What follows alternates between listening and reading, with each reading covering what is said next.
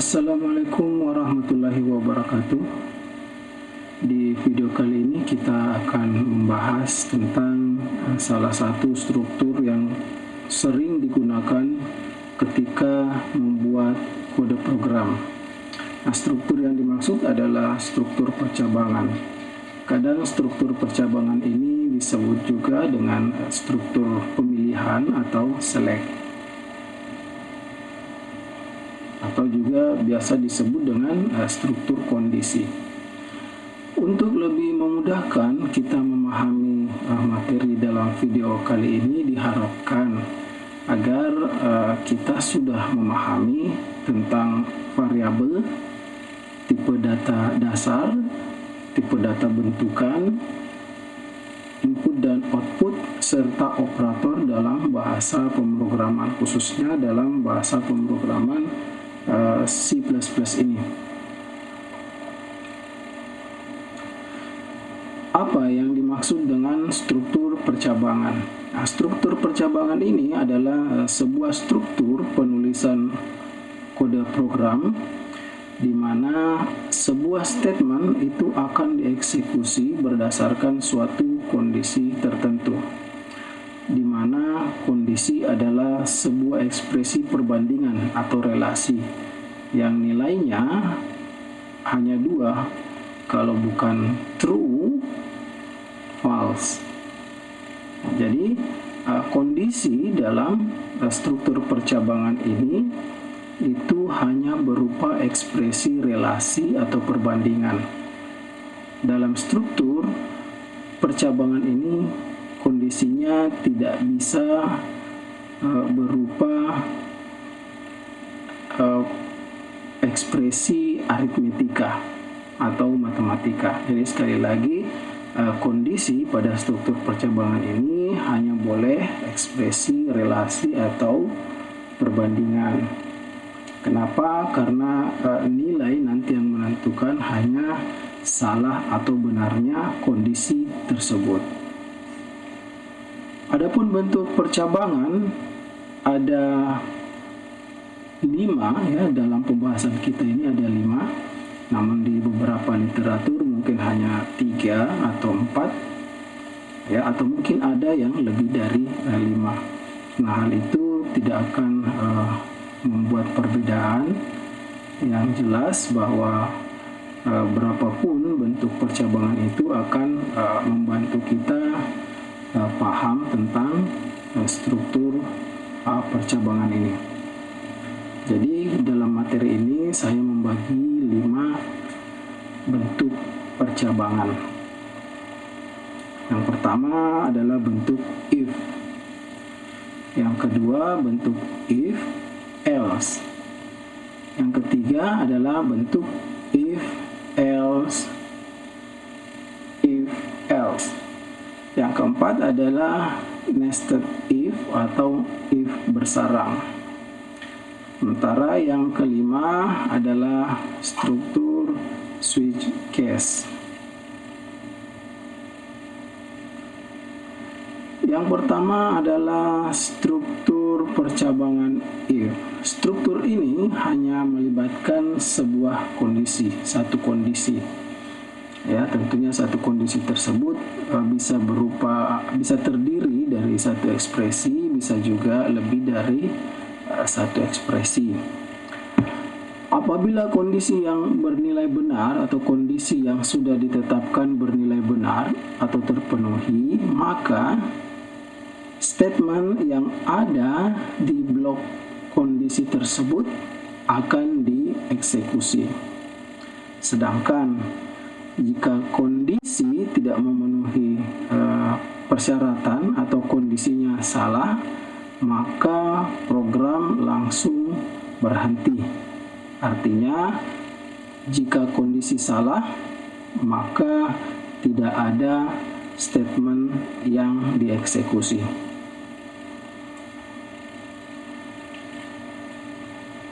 Berikut adalah contoh dari flowchart atau algoritma struktur percabangan if berupa flowchart. Sebagai contoh, di sini kita memiliki sebuah kondisi, di mana jika kondisi ini terpenuhi, maka bagian sebelah kiri ini yang akan dieksekusi statementnya. Ya, jadi sekali lagi, jika kondisi yang kita tetapkan di sini terpenuhi, maka statement bagian sebelah kiri ini itu yang akan dieksekusi. Sementara jika kondisi yang kita tetapkan ini tidak terpenuhi atau salah, maka program langsung selesai, program langsung berhenti.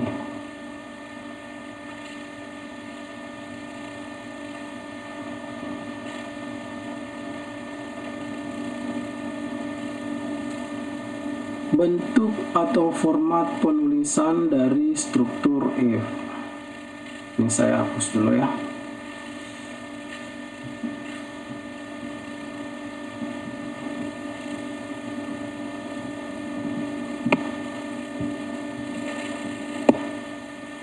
Ya, ini adalah bentuk penulisan atau format penulisan struktur if.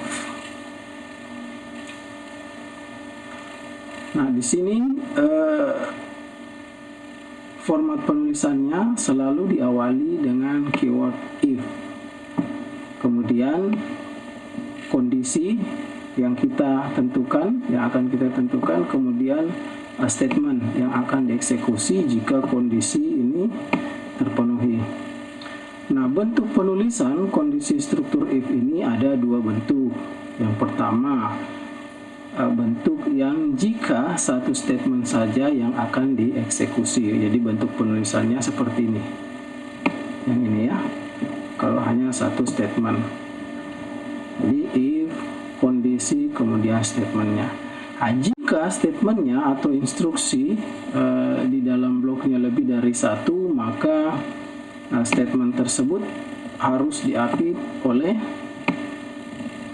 kurung kurawal. Nah, inilah yang kita sebut dengan blok kondisinya. Ya, blok kondisi artinya statement di dalam blok kondisi ini akan dieksekusi jika kondisi yang ditetapkan di sini terpenuhi atau benar. Nah, kemudian yang di atas ini jika statementnya hanya satu baris. Nah, statement yang satu baris ini tetap juga boleh menggunakan atau diapit oleh tanda kurung kurawal, tapi boleh juga tidak menggunakan kurung kurawal. Jadi sekali lagi, kalau hanya satu baris, tapi kalau lebih dari satu baris statementnya itu wajib menggunakan kurung kurawal. Kenapa? Kalau tidak menggunakan kurung kurawal, maka hanya statement yang di baris pertama ini itu yang akan dieksekusi, sementara statement berikutnya tidak akan dieksekusi. Kemudian di dalam format penulisan ini ada kondisi, di mana kondisi yang dimaksud di sini adalah ekspresi syarat yang harus terpenuhi. Ya, ini. Nah, ini kondisi yang ditetapkan. Nah, jika kondisi di sini terpenuhi, maka statement yang ada di bawahnya ini itulah yang akan dieksekusi.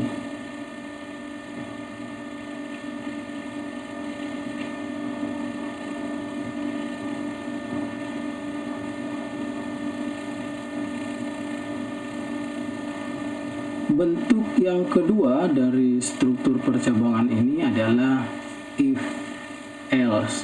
Pada struktur percabangan yang ini itu ada dua kondisi. Ada dua kondisi. Yang pertama, kondisi jika terpenuhi dan kondisi jika tidak terpenuhi.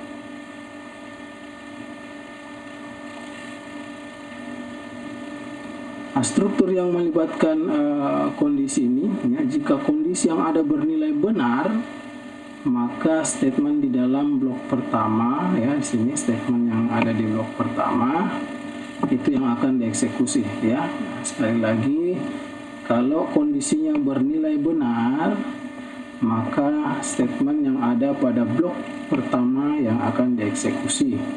Sementara jika kondisinya tidak terpenuhi atau salah, maka statement yang ada di blok kedua yang akan dieksekusi.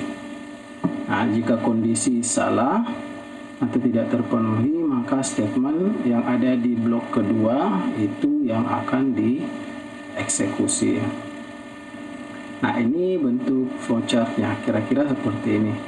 Di sini ada sebuah kondisi yang sudah ditetapkan. Nah, jika kondisi yang ditetapkan di sini terpenuhi atau benar, maka statement yang di sebelah sini sebelah kiri ini yang akan dikerjakan atau dieksekusi. Sementara jika kondisi yang ditetapkan ini tidak terpenuhi, maka instruksi sebelah kanan ini atau statement yang sebelah kanan ini yang akan dieksekusi. Nah, beda dengan struktur percabangan if. Kalau struktur percabangan if, jika kondisinya benar, maka yang dieksekusi adalah statement sebelah kiri, sementara jika kondisi tidak terpenuhi, maka program langsung berhenti. Tapi kalau bentuk kedua ini, if else ini kalau kondisinya tidak terpenuhi, maka ada statement yang dikerjakan, yaitu statement yang kedua yang merupakan statement dari kondisi kedua, yaitu kondisi jika tidak terpenuhi.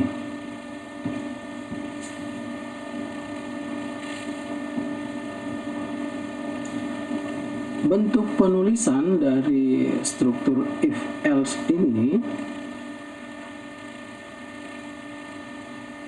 diawali dengan keyword if Jadi pada dasarnya sama dengan bentuk penulisan struktur if.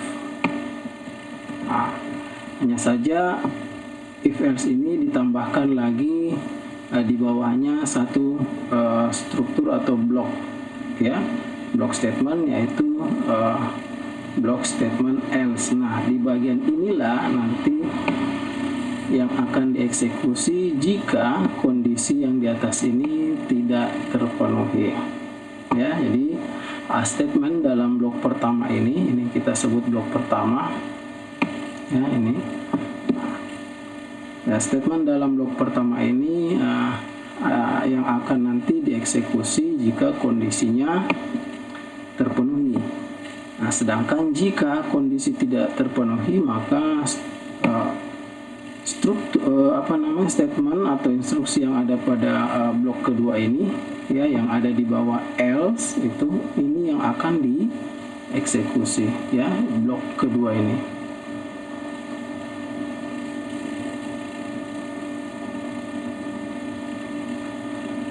Bentuk yang ketiga dari struktur percabangan yaitu struktur yang melibatkan 3 atau lebih kondisi, dan setiap kondisi akan diperiksa secara berurutan. Jadi struktur percabangan ini sebenarnya kondisinya itu diperiksa secara berurutan dari atas baik itu struktur if else, struktur if else ini, atau struktur if bersarang, atau struktur if modifikasi.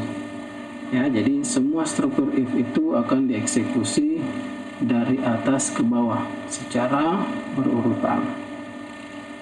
Nah, jika kondisi 1 itu bernilai benar jadi ini kondisi pertama yang diperiksa. Jika kondisi 1 ini bernilai benar, maka statement yang ada pada blok 1 yang ada di bawah kondisi 1 ini itu yang akan dieksekusi.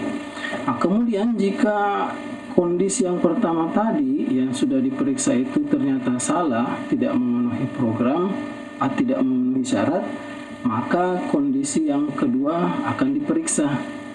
Nah, jika kondisi yang kedua ini bernilai benar, maka statement yang ada di bawahnya itu yang akan dieksekusi.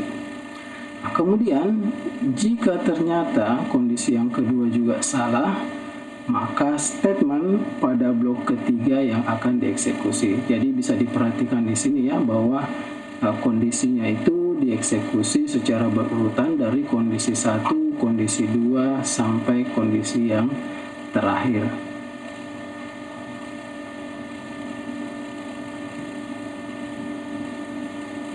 Adapun bentuk flowchart-nya bisa dilihat di sini. Nah, di sini ada sebuah kondisi ya, kondisi pertama ya yang kita tetapkan. Nah, kondisi ini akan diperiksa terlebih dahulu. Kemudian jika kondisi ini bernilai benar, maka statement di sebelah kanan ini, sebelah kiri ini yang akan dieksekusi.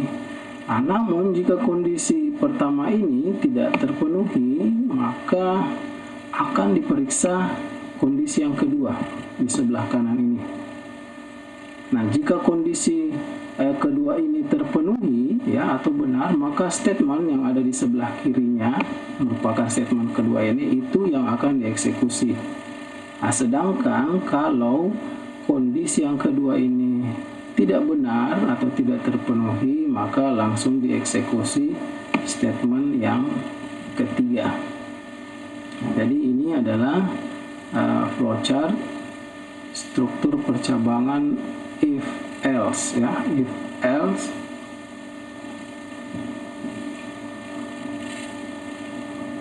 Adapun bentuk penulisannya adalah seperti yang di layar ini. Diawali dengan keyword if, kemudian kondisi 1 yang ditetapkan, kemudian di bawah kondisi 1 ada blok statement yang akan dieksekusi jika kondisi 1 ini terpenuhi. Nah, kemudian jika kondisi 1 tidak terpenuhi, maka di sini ada else if ya, diawali dengan keyword else if untuk menuliskan kondisi yang kedua ya. Nah, setelah keyword else if ini, maka ditetapkan syarat atau kondisi yang kedua.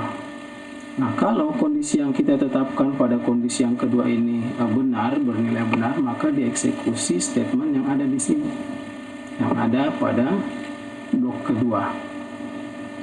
Nah, kemudian kalau pada kondisi yang kedua ini juga tidak terpenuhi, maka di bawah ada else. Jadi ada keyword else ya di sini. Nah, artinya statement yang ada pada blok yang ketiga ini di bawah else ini itu akan dieksekusi jika kondisi yang kedua ini tidak terpenuhi. Jadi saya ulangi, jika kondisi yang pertama ini terpenuhi, maka statement di blok 1 ini akan dikerjakan. Jika kondisi 1 ini tidak terpenuhi, maka akan diperiksa kondisi yang kedua.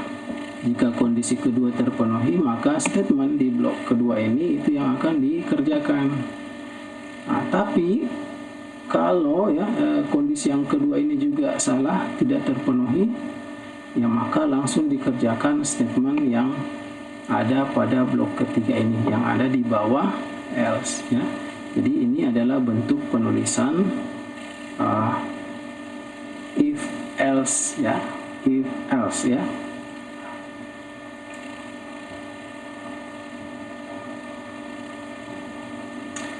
Selanjutnya ada struktur else bersarang, if else bersarang atau nested if. Struktur ini melibatkan lebih dari satu kondisi yang diperiksa untuk menentukan blok statement yang akan dieksekusi. Nah, dalam struktur percabangan if else bersarang ini ada yang disebut dengan kondisi utama dan ada yang disebut dengan kondisi cabang. Apabila kondisi utama itu bernilai benar, maka kondisi cabang akan diperiksa. Nah, jika kondisi cabang benar, maka statement yang ada di bawah kondisi cabang itulah yang akan dieksekusi.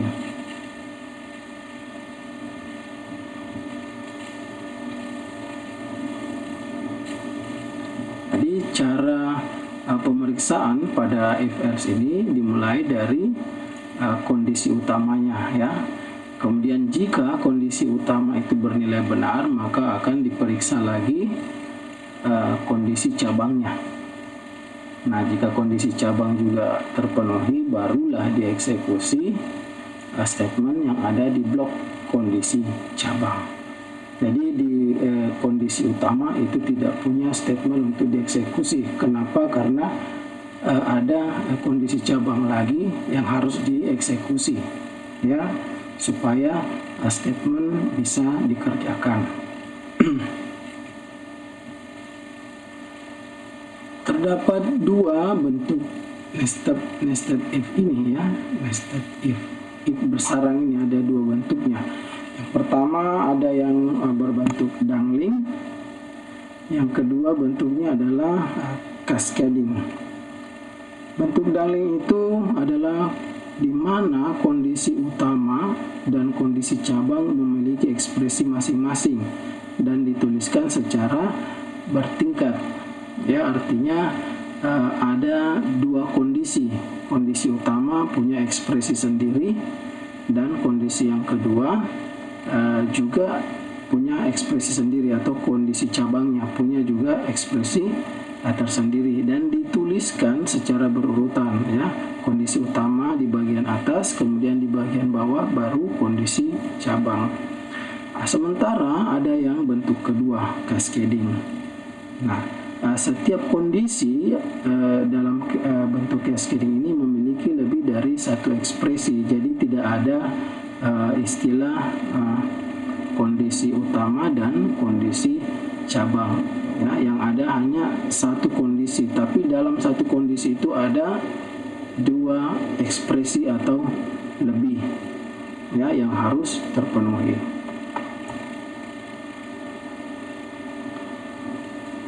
Bentuk flowchart yang dangling, ya, struktur nested if dangling itu seperti ini. Di sini ada kondisi utama. Nah, kondisi utama ini yang pertama kali diperiksa. Nah, jika kondisi utama ini terpenuhi, maka diperiksa lagi kondisi cabang. Jadi di antara kondisi utama dan kondisi cabang itu tidak ada statement, ya. Kalau kondisi utama bernilai benar, maka langsung diperiksa kondisi yang kedua.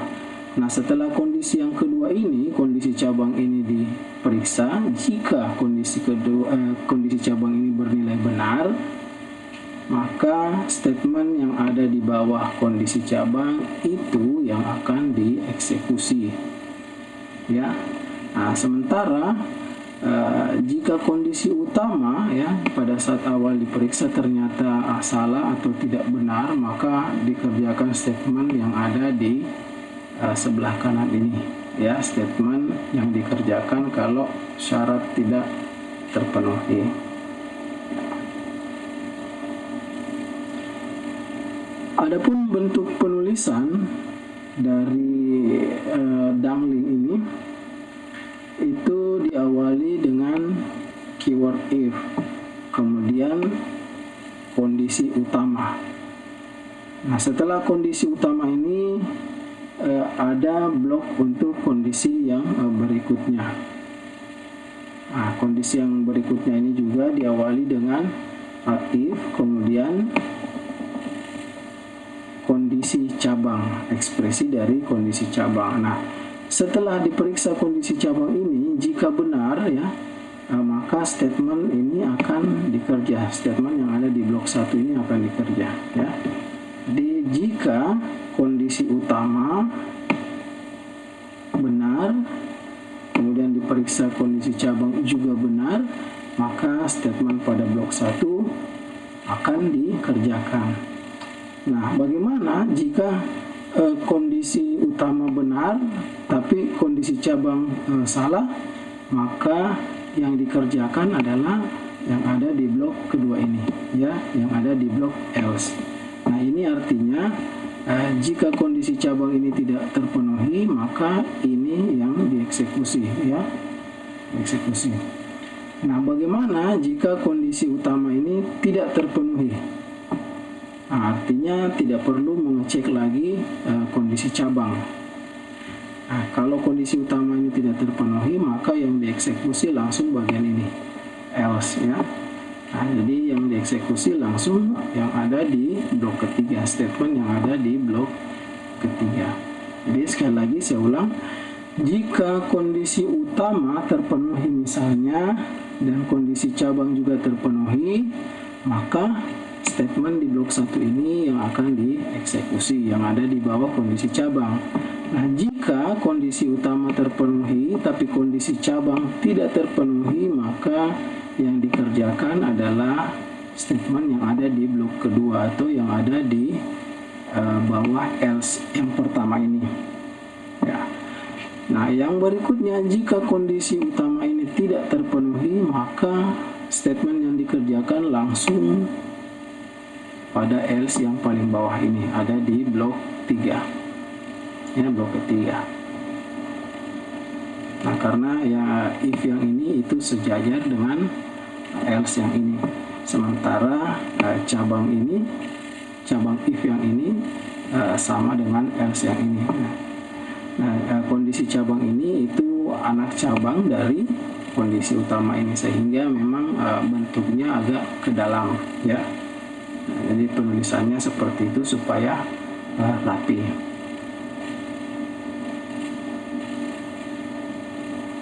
Nah, adapun flowchartnya untuk yang bentuk cascading, nested if yang bentuk cascading, di sini kita menetapkan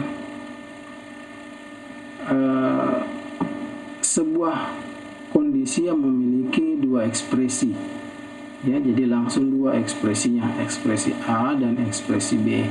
Jika kedua ekspresi ini terpenuhi, maka yang dikerjakan adalah statement sebelah kiri ini.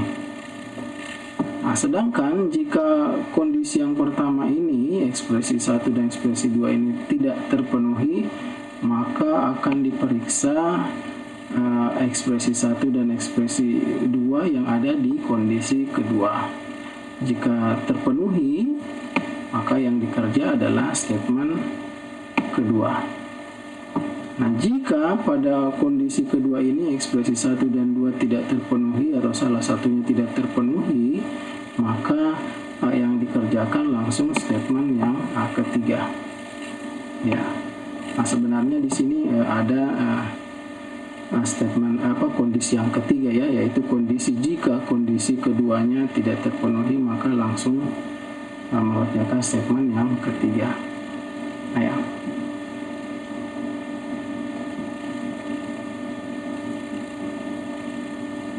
Jadi sekali lagi ini adalah bentuk cascading, di mana bentuk cascading ini memiliki dua ekspresi di dalamnya ya, dua ekspresi di dalamnya.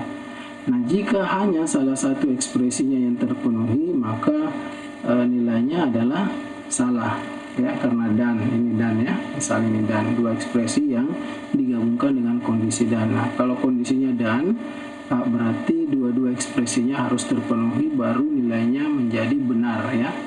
Jadi kalau dua-dua ekspresinya di sini terpenuhi, ekspresi 1 dan 2 terpenuhi, barulah dikerjakan statement di bagian sebelah kiri ini. Nah, jika hanya salah satu yang terpenuhi ekspresinya di sini, maka itu dianggap tidak memenuhi kondisi 1, karena kondisi 1 ini punya dua ekspresi yang harus dipenuhi, karena di sini operatornya operator dan ya.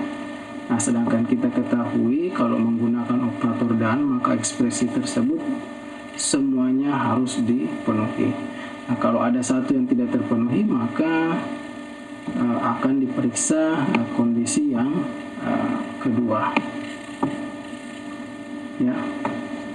Nah, kalau kondisi yang kedua tidak terpenuhi ya, maka langsung dikerjakan statement yang ketiga. Tapi jika terpenuhi kondisi yang kedua ini, maka statement yang kedua yang akan dikerjakan ya. Jadi kondisi yang kedua juga ini punya dua ekspresi, jadi cara kerjanya sama dengan kondisi yang pertama. Kedua ekspresi ini harus terpenuhi supaya bisa melaksanakan statement yang ada di sebelah kiri ini. Nah, kalau salah satunya saja yang terpenuhi, maka langsung dikerjakan statement yang ketiga. Artinya kondisi kedua juga tidak terpenuhi. Adapun bentuk penulisan yang model cascading ini itu diawali dengan keyword if, kemudian ada ekspresi 1 dan ekspresi 2-nya. Ya, jadi ada 2 ekspresi di sini. Nah, kemudian jika kondisi yang di atas ini, ya, ekspresi 1 dan ekspresi 2 pada kondisi yang di atas ini terpenuhi, maka statement yang dikerja adalah statement yang ada di blok 1 ini, yang ada di bawah kondisi 1. Nah, sedangkan kalau tidak terpenuhi ekspresi 1 dan 2 yang ada di atas sini, yang ada di dalam kondisi pertama ini, maka statement di dalam else ini itulah yang akan dieksekusi, yang ada di blok yang kedua.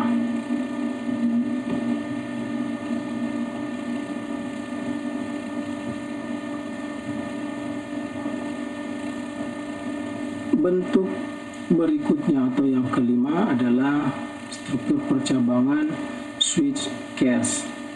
Struktur percabangan switch case ini hanya bisa menggunakan bilangan atau karakter sebagai nilai ekspresinya, dan operasi relasinya hanya menggunakan atau hanya bersifat sama dengan. Jadi hanya membandingkan sama dengan, ya, membandingkan sebuah nilai variabel dengan sebuah opsi, apakah sama nilainya atau tidak. Jadi hanya menggunakan satu operasi relasi, yaitu operasi relasi sama dengan. Bentuk flowchartnya kira-kira seperti ini, ya. Jadi kita menetapkan pilihan pertama, case 1. Nah, jika case 1 ini terpenuhi, maka statement yang sebelah kiri yang dikerja. Tapi kalau tidak memenuhi case 1 ini, maka akan diperiksa case berikutnya yang ada di sebelah kanan. Nah, kalau terpenuhi, maka langsung dikerjakan statement yang kedua. Sedangkan jika case 2 ini tidak terpenuhi, maka akan diperiksa case-case selanjutnya. Jadi kalau switch case ini bisa banyak case, ya. Nah, jadi kalau misalnya case 2 ini tidak terpenuhi, maka case-case yang 3, 4, 5 itu seterusnya akan diperiksa juga secara berurutan. Nah, jika ada yang memenuhi syarat salah satu case-nya, maka statement yang ada di bawah case tersebut itu yang akan dieksekusi. Nah, sementara kalau tidak ada satupun case yang memenuhi syarat atau yang sama nilainya dengan nilai yang dibandingkan, maka yang dikerjakan adalah statement default.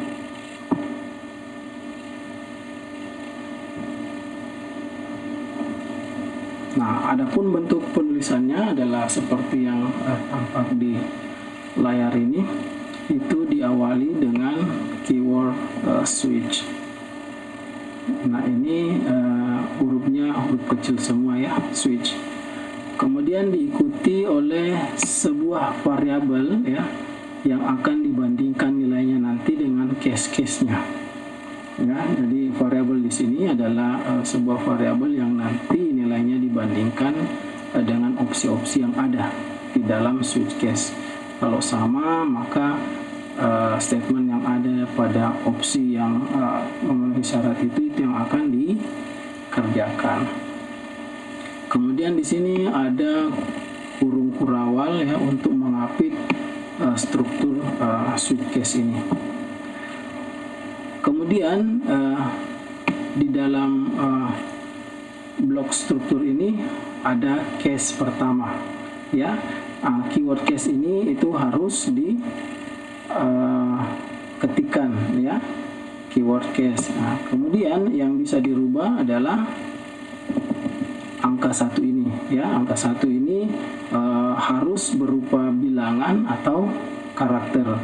Jadi pada struktur percabangan switch case ini itu opsinya hanya boleh menggunakan bilangan atau karakter. Jadi angka 1, 2 dan seterusnya itulah yang disebut dengan opsinya, ya, nilai opsinya. Sekali lagi, nilai opsi itu hanya bisa bilangan atau karakter. Nah, kemudian setelah opsi-opsinya ini ada default, ya, keyword default. Keyword default ini memiliki statement yang akan dieksekusi jika tidak ada satupun case di atasnya sini yang sama nilainya dengan nilai variabel yang dibandingkan ini, ya. Nah, kemudian perlu diperhatikan di sini juga kalau di struktur if tadi blok statementnya itu diapit oleh kurung kurawal. Nah, kalau di case ini, switch case ini, blok statementnya itu selalu diakhiri dengan keyword break. Nah, artinya kalau ada statement diakhiri dengan keyword break ini, maka ini adalah akhir dari blok statementnya. Kemudian statement berikutnya itu ada di blok yang lain. Nah, begitu seterusnya. Ini statement berikut ada di blok kedua ini ada break lagi sebagai tanda bahwa ini akhir dari blok 2, statement blok 2, ya.